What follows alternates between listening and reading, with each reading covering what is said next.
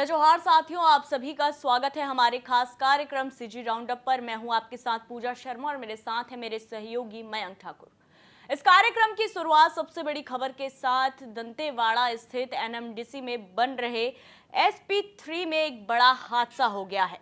चट्टान धंसने से ये हादसा हुआ है। इस हादसे में काम में लगे पोकलेन मशीन समेत मजदूरों की दबे होने की भी जानकारी निकलकर सामने आ रही है। दंतेवाड़ा एसपी से मिली जानकारी के मुताबिक काम में कुल 14 मजदूर थे। जिस समय यह हादसा हो रहा था उस समय 10 मजदूर भागने में सफल हो गए, वहीं 4 मजदूर मलबे में दब गए। खबर बताए जाने तक 3 मजदूरों की मौत होने की जानकारी यहां पर है। आंकड़े बढ़ भी सकते हैं। अब बढ़ते हैं अगले खबर की ओर और अगली खबर के बारे में जानकारी देंगे मेरे सहयोगी मयंक। बिल्कुल पूजा, जिस तरह से आपने बताया कि जो है बस्तर में एक बड़ा हादसा हुआ है, इसके अलावा छत्तीसगढ़ की राजनीति सियासत भी लगातार गर्म चल रही है, क्योंकि छत्तीसगढ़ में विधानसभा का बजट सत्र चल रहा है। और आज विधानसभा पे जो है पिछली सरकार, जो पूर्ववर्ती कांग्रेस सरकार थे, उसके शराब घोटाले को लेकर जमकर हंगामा हुआ है। दरअसल बीजेपी विधायक राजेश मूणत ने यह मसला उठाया कि पिछले 5 सालों में जो शराब की सप्लाई किन किन एजेंसियों से की गई है और इसके लिए किस तरह के नियम बनाए गए थे। इसमें जो है सरकार की ओर से 700 पन्ने का जो है जवाब निकल के आया। उसके बाद कई तरह के परत दर परत सवाल होते गए। इसमें राजेश मूणत ने बड़ा आरोप लगाया कि जो पूर्ववर्ती सरकार थी उसमें प्रदेश में केवल 3 एजेंसियों से ही सप्लाई की गई है। उन 3 एजेंसियों पर सबसे बड़ी बात, सप्लाई के दरमियान जो कर्मचारियों को सप्लाई करने वाली प्लेसमेंट एजेंसी है, उस प्लेसमेंट एजेंसी पर कोई कार्रवाई नहीं की गई, जबकि छोटे मोटे जो कर्मचारी थे उन पर जो है लगातार कार्रवाई की गई। इसके सवाल पर सदन पर जमकर हंगामा हुआ और तो और कांग्रेस विधायकों ने भी इसको लेकर और भी जो जांच चल रही है उस पर भी सवाल उठा दिया, क्योंकि शराब मसले को लेकर पहले ही कार्रवाई एसीबी और ईडी की कार्रवाई चल रही है, जिसमें कई जो आबकारी विभाग के अधिकारी भी सलाखों के पीछे हैं। ऐसे में एक बार फिर से जो शराब घोटाले का मसला है वो सदन पर जोरदार तरीके से गूंजा है। और इस मसले को लेकर राजेश मूणत ने क्या कहा, हम आपको सुनाते हैं। कि पूर्व भूपेश सरकार जो पूरे देश में शराब का चर्चित घोटाला निकल कर के आया है, उसी का पूरक प्रश्न था। कांग्रेस पार्टी की सरकार के समय किस पॉलिसी के माध्यम से आपने दारू का परचेस किया? तो 5 साल तक एक ही कंपनी, एक ही व्यक्ति दारू सप्लाई करता रहा, एक जिले में, दूसरे जिले में वो दूसरा व्यक्ति। यानी आपने सिंडिकेट बना करके योजनाबद्ध तरीके से छत्तीसगढ़ के राजस्व को हानि पहुंचाई। राजेश मूणत की मांग पर जो विभागीय मंत्री है श्याम बिहारी जायसवाल, उन्होंने यह दावा कर दिया है कि प्लेसमेंट एजेंसी की जांच की जाएगी और इस मसले पर जो है अभी तक जो कार्रवाई चल रही है वो तो जारी रहेगी, लेकिन प्लेसमेंट एजेंसी को भी बख्शा नहीं जाएगा। यानी आने वाले समय पे प्लेसमेंट जो एजेंसी, उस पर भी शिकंजा कसना तय है। बिल्कुल, और बढ़ते हैं अगली बड़ी खबर की ओर। और सबसे बड़ी खबर इस वक्त छत्तीसगढ़ की ये भी है कि छत्तीसगढ़ की बीजेपी सरकार ने बोर्ड एग्जाम को लेकर एक बड़ा फैसला लिया है।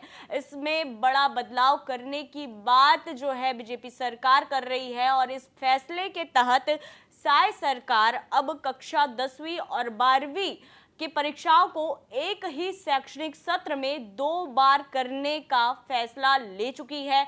इसको लेकर आदेश भी जारी कर दिए हैं। हालांकि ये नियम किस शैक्षणिक वर्ष से लागू होंगे, इसको लेकर अभी तक कोई स्पष्ट आदेश या तारीख जारी नहीं की गई है, लेकिन ये जरूर तय है कि सरकार के इस फैसले से बोर्ड एग्जाम दिलाने वाले छात्र छात्राओं को थोड़ी राहत जरूर मिलेगी। वहीं अगर हम बता दें इस फैसले से किस तरह की राहत छात्र छात्राओं को मिलेगी, तो छात्र छात्राओं को फायदा ये होगा कि अगर किसी भी कारण से वो पहले सेमेस्टर में परीक्षा नहीं दिला पा रहे हैं या फेल हो जा रहे हैं, तो उन्हें दोबारा से परीक्षा दिलाने का मौका मिलेगा। जिसके तहत अब ये भी कहा जा रहा है कि सरकार के इस नियम से जो छात्र छात्राएं हैं बोर्ड एग्जाम दिलाने वाले, उनकी टेंशन जरूर कम हो जाएगी। बढ़ते हैं अगली खबर की ओर और मयंक अगली खबर के बारे में आपको जानकारी देंगे। बिल्कुल पूजा, ये तो आपने एक अच्छी खबर बताई कि जो बोर्ड परीक्षाओं की जो टेंशन है वो कम हो सकती है, क्योंकि छात्र छात्राओं के सामने जो लगातार ये परेशानी रहती है और हमने देखा है कि जो परीक्षा का टाइम रहता है, जो एग्जाम फीवर जिसको कहते हैं, उसके चलते कई तरह की परेशानियां और कई तरह के जो केस भी आते दिखते हैं।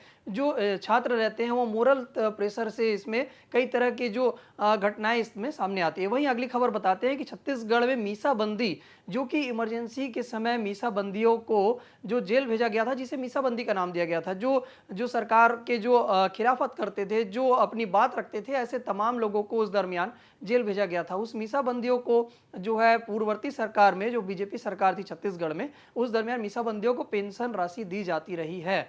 और छत्तीसगढ़ में पूर्ववर्ती कांग्रेस सरकार ने मीसाबंदियों को दी जाने वाली पेंशन को बंद कर दिया था। अब प्रदेश के मुख्यमंत्री विष्णुदेव साय ने इस पेंशन को दोबारा चालू करने का वादा किया है और साथ ही साथ उन्होंने पूर्ववर्ती सरकार पर भी हमला बोला है। उन्होंने कहा कि पूर्ववर्ती सरकार ने इसे द्वेषपूर्ण तरीके से बंद किया था, जबकि मीसाबंदी वो लोग हैं जो लोग जो है अपने हक की आवाज उठाते थे और ऐसे लोगों को जबरिया जेल भेजा गया था। इस दरमियान जो कई लोगों के घर में खाने तक के लाले पड़ गए थे और जो पूर्ववर्ती जो फैसले थे उसे दोबारा अमल पर लाया जाएगा। सुनते हैं सीएम विष्णुदेव साय ने क्या कहा।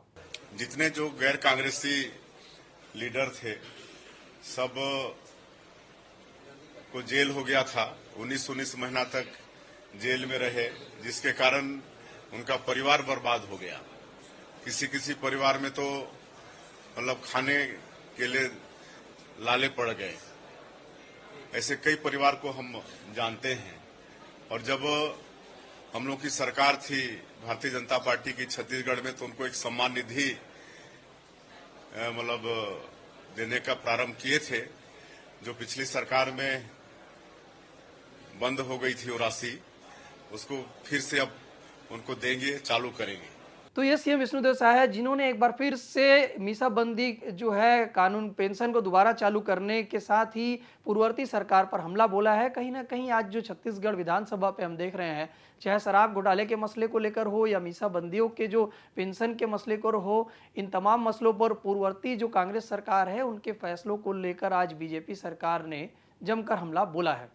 और इसके साथ ही कांग्रेस ने भी आज सदन में जमकर हमला बोला। उमेश पटेल ने छत्तीसगढ़ में हो रहे आपराधिक घटनाओं को लेकर सरकार को आड़े हाथों लिया और एक बार फिर से सदन में साधराम यादव और बैगा आदिवासियों की हत्या को लेकर जमकर हंगामा हुआ। स्थगन की भी नौबत आ गई थी और पश्चिम बंगाल के संदेश खाने में हुए विवाद को लेकर बीजेपी ममता बनर्जी को घेरने का एक भी मौका नहीं छोड़ रही है। तो वहीं अब छत्तीसगढ़ बीजेपी भी इस मामले में जोर शोर से अपने आवाज बुलंद कर रही है और इसी कड़ी में आज सीएम विष्णुदेव साय ने ममता बनर्जी को एक पोस्ट लिखा। उस पोस्ट में उन्होंने छत्तीसगढ़ शासन के लेटर हेड में एक लंबा चौड़ा लेटर भी लिखा है और इस पूरे विवाद, इस पूरे मामले को तुष्टीकरण की राजनीति बताते हुए ममता बनर्जी को जमकर घेरा। उनके इस लेटर के बाद संदेश खाने के जो आरोपी हैं उन पर कड़ी कार्रवाई की जाएगी। तो ये थी छत्तीसगढ़ की आज की सबसे बड़ी खबर।